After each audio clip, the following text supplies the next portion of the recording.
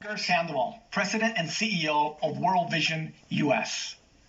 And today we're talking about James chapter 1, verses 2 and 3, which say, "Dear brothers and sisters, when troubles of any kind come your way, consider it an opportunity for great joy. For you know that when your faith is tested, your endurance has a chance to grow." I recently returned from the Ukraine border, witnessing firsthand what has become the fastest growing refugee crisis in Europe since World War II.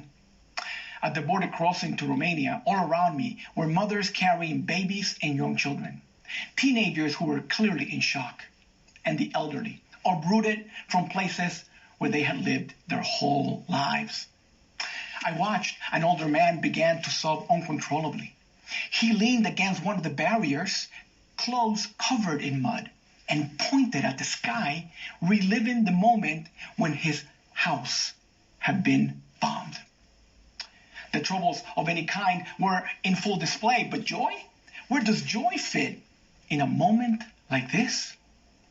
Well, the joy James speaks of comes not from earthly happiness, but from the hope of becoming mature and complete in our faith, as James goes on to say in verse 4. Conflict, loss, uncertainty. These troubles test our faith, but they also strengthen it when we see and feel God's presence in our hardest moments. And with that strong, mature faith, we can endure, confident that the God who led us through the last crisis will be there again for troubles of any kind.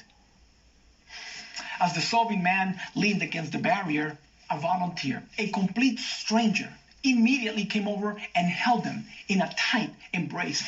It was as if the hand of Christ touched the man, giving him the comfort needed to take the next step in his journey. We don't know how the conflict in Ukraine will end, and we're sure to face other troubles in our lives. But there is one constant we can depend on, that of God meeting us in our difficult moments and maturing our faith. As you think about this verse today, reflect on when you have seen God's tenderness in your time of trouble and how He helped you endure.